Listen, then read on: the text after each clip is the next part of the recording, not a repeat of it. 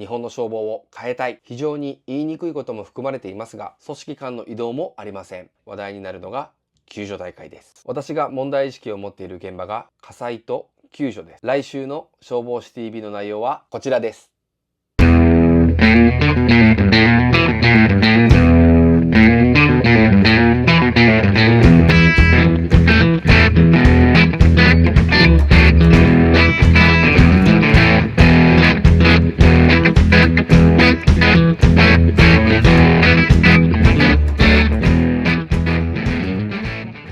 皆様、はじめまして。消防士カレンダーを作っている元消防士の清志郎でございます。人はワクワクするとドーパミンが出て幸福度が高まると言われているそうです。今から皆様がワクワクするような話をできたらと思いますので、どうぞお付き合いください。もったいぶっても仕方がないので、最初に結論を言います。今から私がやっていくのは YouTube チャンネル消防士 TV です。この消防士 TV がどんなチャンネルかというと、全国各地の消防に関する訓練や業務を深掘りしていくチャンネルです。話しただけでワクワクしてきました。消防士 TV の話をするには、今からする話を聞いてもらう必要があります。この動画を見れば、なぜ私が消防士 TV をやっていきたいのかというのがわかる内容となっておりますので、少しだけお付き合いください。消防士 TV。そもそも私が15年間続けた大好きな消防職員を辞めたのは、日本の消防を変えたい、そう思ったからです。現役時代に消防士カレンダーの歴史を作ると公言して、実際に全国各地の消防本部さん、消防士さんのおかげで無事に達成することができ、売上から120万円を石川県の被災地の方に寄付させていただきました。もちろん消防士カレンダーの歴史を作ったのも日本の消防を変えていくための手段の一つであり、最初の一歩でした。なぜ最初に消防士カレンダーを作ったかというと、最初にいきなり正論を話しても多くの方々が耳を傾けてくれない、そう思ったからです。なのでまずはじめに社会貢献×エンタメ要素があり、世界中で行われている消防士カレンダーを作ることにしました。本当に皆様のおかげで、総フォロワー数も3万人を超え、多くのメディアにも取り上げられ、たくさんの方々に認知してもらうことができました。こちらにあるのが実際の消防士カレンダー12月のページになります。これからも毎年消防士カレンダーは続けていきますが、同時進行で消防士 TV の方も行っていきます。話を戻します。まず私が消防を変えたい、なぜそう思ったのかを正直に話します。非常に言いにくいことも含まれていますが、後々必要になってくる内容ですので、話せる範囲で話していきたいと思います。消防士 TV。まず大前提として、私は消防という仕事がとても大好きでした。そして消防士という人間もとても大好きでした。もちろん日本中にはいろんな消防士さんがいらっしゃいますが、私が消防に入ってから出会った同期はもちろん、私が勤務していた木頭地区消防本部の皆さんや県内外の新しく出会った消防士さんたちも 99% がいい人でした。いい人というのは単に優しいとかではなく、熱くて向上心があって団結力がある、かといってクソ真面目一本ではなく、オフの時は全力で遊ぶ、そういった消防士という人間が大好きでした。しかし15年間消防士を続ける中で、若い時には思いもしなかった気持ちになってきました。それはもったいないという気持ちです。こういうふうに思い出したのは消防に入って13年目ぐらい、すなわち消防を辞める2年前になります。意外と最近ですよね。これはどういうことかというと、日本で働いている消防士さんたちのポテンシャルを持て余しているのではないかということです。日本で消防士になるには採用試験をクリアしないといけません。例を挙げると、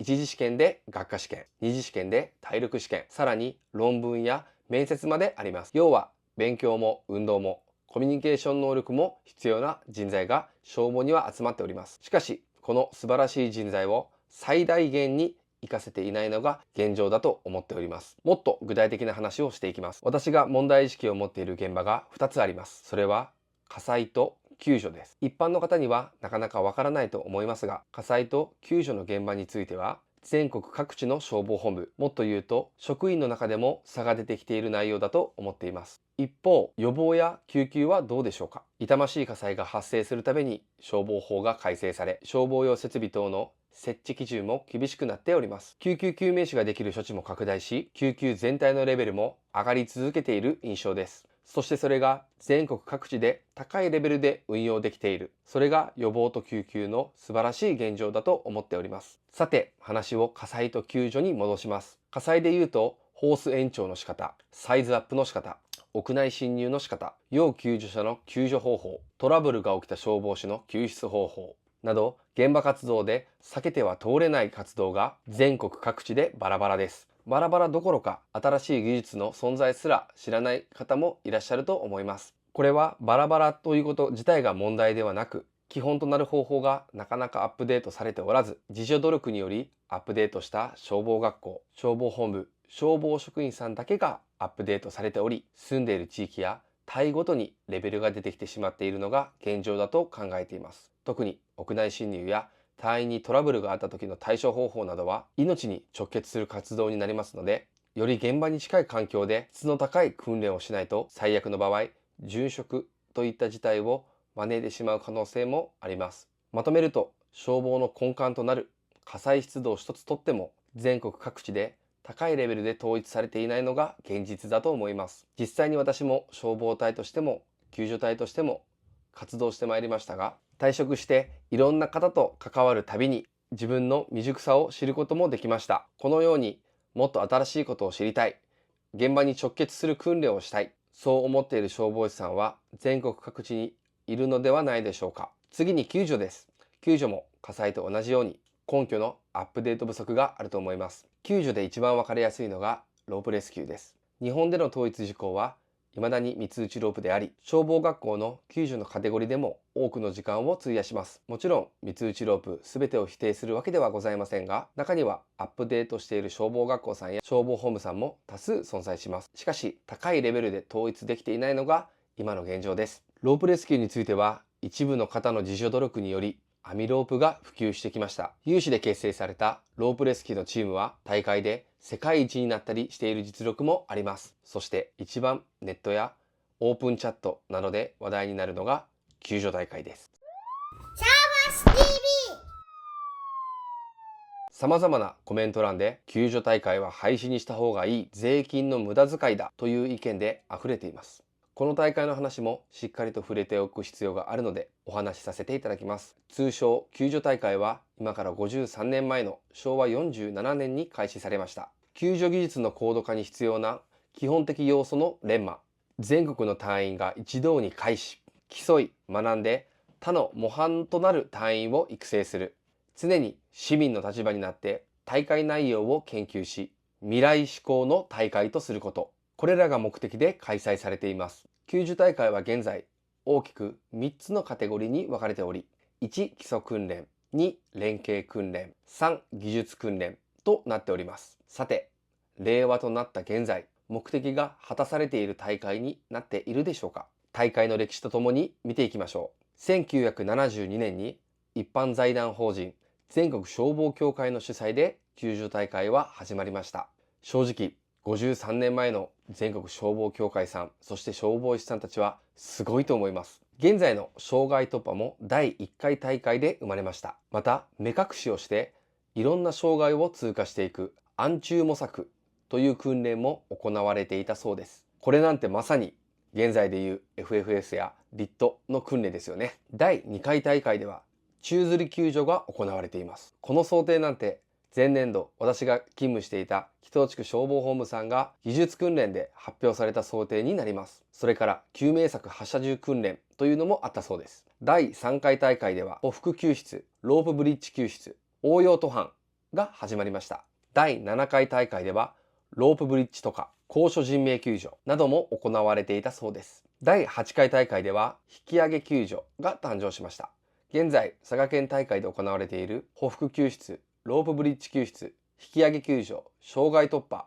応用登攀、ロープブリッジとかなどは53年前から46年前にスタートした救出方法になります。46年前に無線機もなくロープとカラビナしかなかったこの時代にこれだけの救助方法を考案した先人たちは本当にすごいなと思っております。話を続けます。ここから第11回大会ではロープ登攀が行われていました。18回大会でははしご登攀、21回大会では斜めブリッジ救出が開始されました。ここで興味深い写真があります。第26回の障害突破の写真では、沿道から煙のようなものが出てきているように見えます。これは本当に素晴らしいと思います。おそらく現場に近い形の訓練をするためにスモークマシンを使用して煙を中に充満させたんだと思います。本当に素晴らしいと思います。このあたりの経緯について知っている方がいらっしゃいましたら、ぜひコメント欄で教えてください。そして素晴らしい出来事が起きます。それは第35回大会です。技術訓練と市民参加イベントが追加されました。市民参加イベントは説明不要でとてもいいことだと思いますが、私が着目しているのは技術訓練です。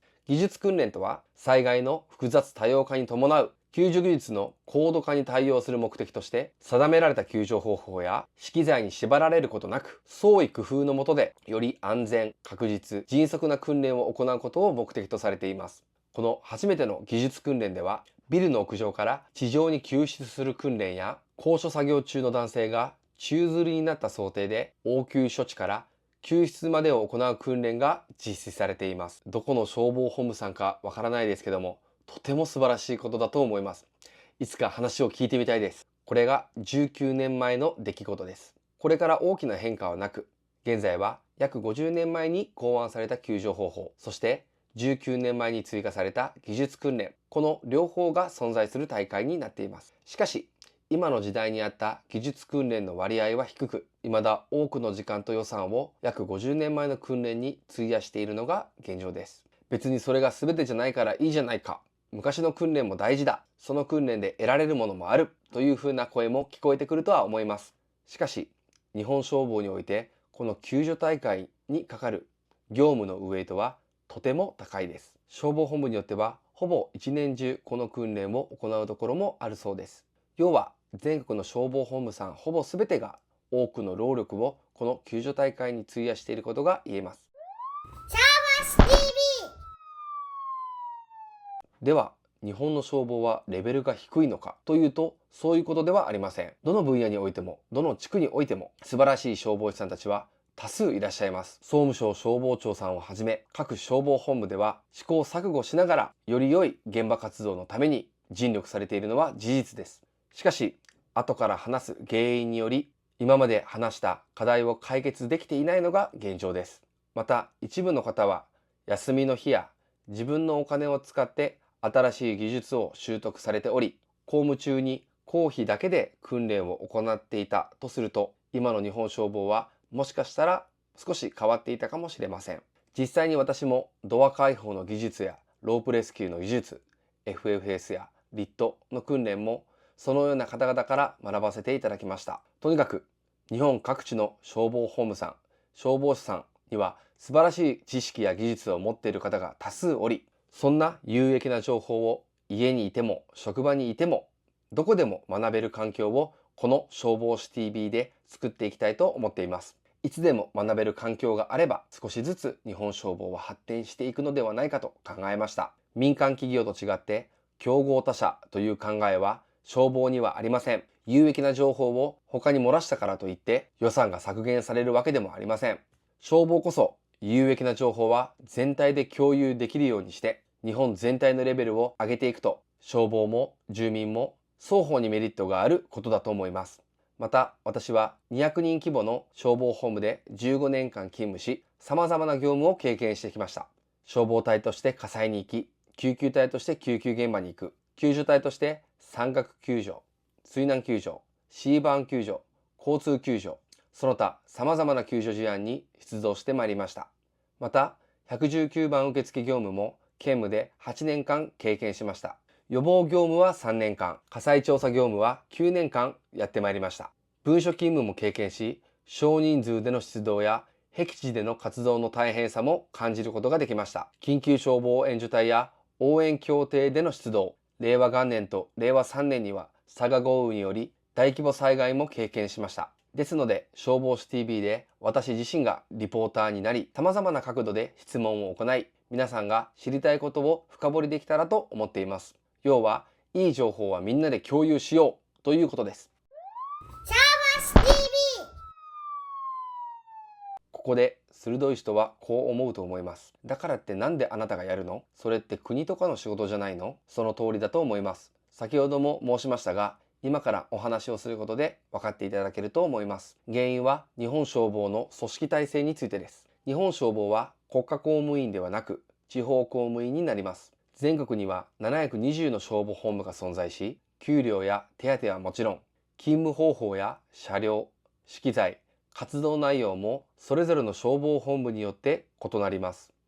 民間でいう業態は同じだけど別会社といったイメージです。もちろんこの720の消防本部は別組織なので組織間の移動もありません。なので他の消防本部の実態を知る機会といえばざっと思いつくだけで消防学校、緊急消防援助隊、応援協定、他本部との合同訓練、消防の雑誌、SNS ぐらいです。しかしこの限られた時間だけですと細かいところや深掘りした内容はわかりません。結局はうちはうち、よそはよそという風になってしまいます。雑誌やショート動画は知るきっかけにはなりますが、表面だけすくってしまうと注意事項がわからず、事故につながってしまう可能性もあります。そのあたりを解決するのが消防士 TV です。消防士 TV はただ単に映えを狙ったものではなく、720の消防本部が有益な情報を共有できるプラットフォームにしていきたいです。そんな国内初のプラットフォームで日本消防を変えていきます。このプラットフォームができればどのようなメリットがあるかを話していきます。大きく分けて2つの方向にメリットがあると思います。1、消防士向け。2、一般住民向けです。具体例を挙げながら説明していきます。1、消防士向けについては専門用語もどんどん使っていきます。火災にしても救助にしても救急にしてもなぜそのような戦術をとっているのか、活動の根拠はどこにあるのか、そういった内容を私自身が質問させていただきながら深掘りしていきます。現職の皆様が気になっている内容を質問して動画を見るだけでしっかりと理解できるような内容になればベストです。例を挙げると、交通事故での挟まれの解除の仕方、火災救助での上階からの下ろし方、上部視点がない場合の引き上げ救助など、例を挙げ出したらキリがありません。自分の消防本部が行っている訓練と別の訓練を見ることにより、お互いにいいとこを取り入れるきっかけになってほしいと思っています。もちろんこの過程でコメント欄には様々な意見が届くかもしれません。しかし日本消防が発展するためには様々な意見を建設的に取り入れ、自分たちの位置を知ることも大切だと思います。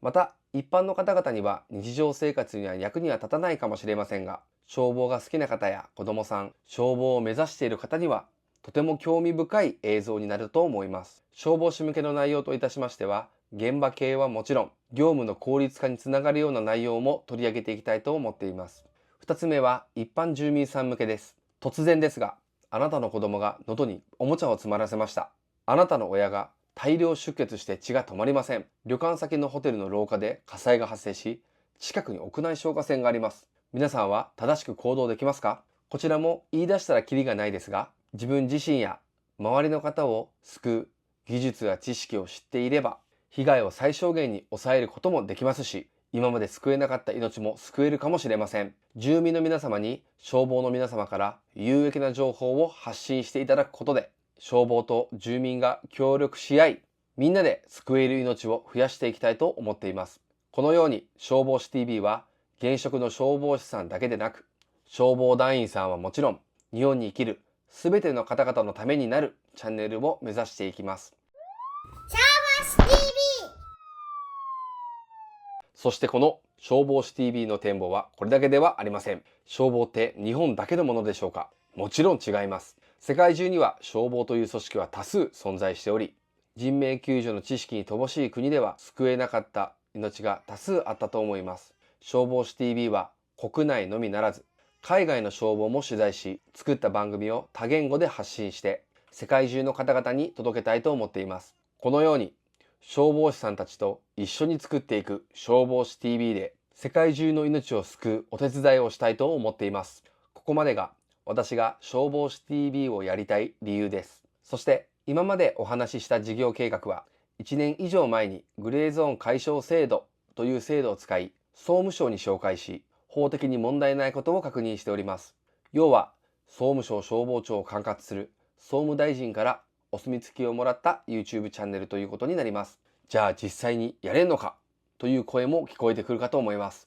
実はすでに複数の撮影を終えており、現在慣れない番組制作を行っております。消防士 TV の放送は毎週火曜日午前11時9分となっております。FIRE119 という風に覚えてください。ちなみに来週の消防士 TV の内容はこちらです。楽しみにしておいてください。最後になりますが、私は15年間の消防人生で命がなくなる瞬間を多く見てきました。この中で学んだことは、自分がやりたいことをやり抜く、自分が見たい世界を作るということです。これからこのチャンネルがどういう風に進化していくかはわかりませんが、後悔しないように精一杯頑張っていきたいと思います。消防士カレンダーにしてもそうですが、私一人の力ではどうしようもありませんでした。ですので、全国の消防士さんはもちろん、消防を応援してくださっている住民の方々と一緒に、この消防士 TV を有益なチャンネルにしていきたいと思います。どうぞよろしくお願いします。ぎこちない話でしたが、最後まで動画を見てくださってありがとうございました。YouTuber らしくこう言います。チャンネル登録と高評価、そしてコメント欄で取材してほしい消防本部さんや訓練内容、業務内容、知りたいことなど結構ですので、コメントをいただけると嬉しいです。長時間動画を見てくださって本当にありがとうございました。これからもよろしくお願いします。以上、日本の消防を応援する男、清志郎でした。シャーバース TV。救助も火災と同じような原因は競いちょっと源ちゃんお願い。源ちゃんお願い。終わらん。すまんね。後から来るけん。現在、佐賀県大会で行われている連携訓練のうち、現在、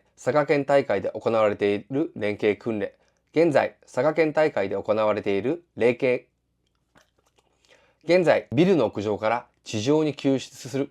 ビルの屋上から地上に救出する。ビルの屋上から地上に救出。ビルの屋上から、要はこの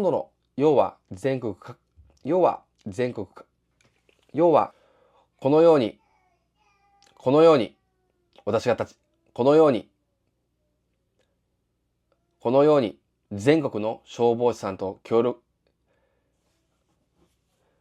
このように全国の消防士さんたちと協力して作っていく。このように